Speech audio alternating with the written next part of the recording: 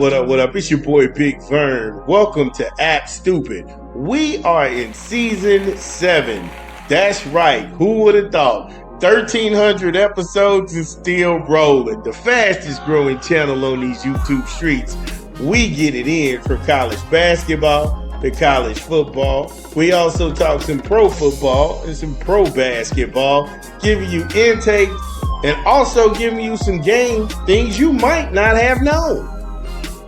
But just like we do about this time, somebody hit me with a rap album. It's your boy Big Vern. What up, what up? It's your boy Big Vern. And we pushing another rap album this month.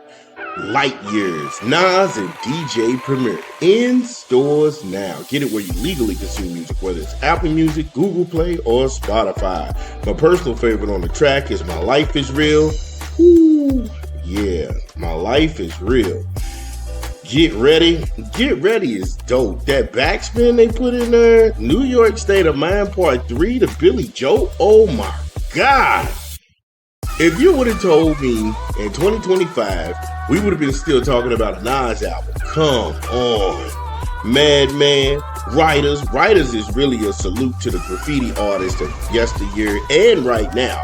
And either continent. It is dope. It is dope.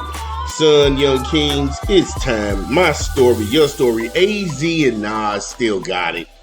I think when you go and look at the duos of hip hop, whether it be Method Man, Redman, whether it be Eminem and Royce the 5'9", AZ and Nas is in that category too. You know, Styles P, Jada, man, come on. Junkie and Third Childhood. Yo, Light Years by Nas and DJ Premier in stores now. Yo, happy Friday to you. Heard, like I said, I'm in the Midwest. The weather is probably yielded. The snow is melted. But we glad to be here. So I'm not going to go ahead and delay this. We got one on our hands. The return of Errol Spence Jr. as reported by Blue Blood Sports TV. Shout out to him and the mighty LDBC. Yeah, the long-awaited return of Errol Spence Jr. And nobody has seen him since the fight. I wouldn't say nobody has seen him. He hasn't gotten back in the ring after the Terrence Crawford fight. And that fight, like I said, that fight redefined both men and their journey. However, I am glad to see Errol back. I'm glad to see Errol back. EJ, he's on a short list of fighters whenever they're fighting and it's on pay-per-view. My money is going there. You know, it's this guys. Like I said, it's a short list of guys. Him being one, Deontay the Bronze Bomber Wilder, and Devin Haney. Anytime they fight, I'm down for it. Hell, even Shakur, I just paid for the last one from DAZN. As long as I'm getting the fights I want to see, I'm down to watch it. But yeah, he's got Tim Tszyu. Yeah. And he's looking to restart his career after a few bumps in the road. His last 5 fights, he's 2-3, losing to Fondora twice, and then Bakram Molotov, or however you say it. Look, I ain't getting into that bullshit. They butcher black people names every day. We not doing that. Forget that. Both fighters are hungry. Spence, you know him. He's not going to ask for tune-up fights. He's just ready to get right to it. Tszyu, he's trying to get a fight in between that, and that's mainly a stay busy fight.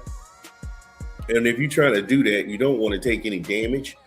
I understand that, but if he takes damage, then that could actually throw the fight in jeopardy. So I see where they want to go ahead and say, hey, look, you need to stay active. You need to stay busy. And if you're Tim Tszyu, that's what you're thinking.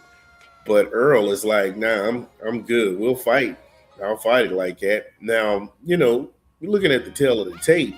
Errol Spence Jr., 5'9", 72-inch arm reach. Southpaw from Dallas, Texas, a.k.a. the Big Fish. Tim Tszyu, 5'8", like I said, 5'8 and a half, with a 70-inch arm reach, orthodox. And he's from the land down under. This fight is in Australia. And right now, it's just too early for me to call it. I got to see the camps. I got to hear about the sparring partners. Got to do some more, digging, see, the kind of things that they've taken. Earl's body, he looks good. He doesn't look like, he's let himself go or anything. A couple of leaked pieces of film of him in the ring and, working the mats and mitts and the drills. I mean, yeah, he's dope. I mean, he's left Derrick James. So, there's rumors around Breadman being his guy and, him doing just the most. So, again, I'm happy to hear EJ is back, and pretty much that really can't take that joy away from guys when they, like I said, here's where I'll go with this. The disrespect for, like I said, it was on Pro Box TV, and some people would consider it, I would consider it disrespectful, but the whole Errol Spence is ready to cash himself out. And I was like, that's not true. That's not true. Earl was not looking to cash himself out and just throw himself to the wolves to help out somebody like Tim Tszyu. I don't think that that's possible. I think people forget the stretch of things that happened in the middle of Errol Spence's run. He had a detached retina when the whole Manny Pacquiao thing came, so he had to go ahead and get surgery on his eye. And then that's how Yordanis Ugas, that's how he got that fight with Manny Pacquiao. But he ended up fighting Ugas. And he ended up beating him and doing damage to him. And this is all in the span of him getting in a car accident, didn't know if his career was going to be over and everything. And then he had his, fake teeth in because he lost those in that horrific accident. If you put a movie together around this guy and how he got down, wow. And he goes right in and takes the Danny Garcia fight. I mean, people are disrespecting Errol Spence to the degree where you think that he's washed just because you haven't seen him. And that's a mistake by the boxing media, because for the longest, this dude was number one in the pound for pound rankings on everybody's list. It was him, Crawford, him. That's real. And we know Crawford is a Hall of Fame, Hall of Famer. I detached myself from that fight mainly because it was so negative, and it really split the black fan base to where people would say really disrespectful stuff, not only to just each other, but they would say really horrible things to Terrence Crawford and his camp on Instagram and other social platforms. They running that Burmac and Bernie. And then Terrence himself. It just became super negative, but I'm not even going to dwell on that and rehash that. Shout out to both men doing anything. I like this. Like I said, it's too early to call right now. The champs at 154 because the division, I don't think it's stacked. I just think it's stout competition. Ring Magazine belt that's vacant right now. Xander Zaya, he holds the WBO and the WBA championship. Jaron Ennis Boots, he's got the WBA junior title. Sebastian Fondora, he's the WBC champion, while Virgil Ortiz is the junior WBC champion. And trying to skip the line to fight either one of those guys, if he's victorious, when I say he, I mean Errol, if he tries to skip the line to fight either one of those guys next, I would advise against that. I would like to see at least 2 more fights, take out some top 10 competition.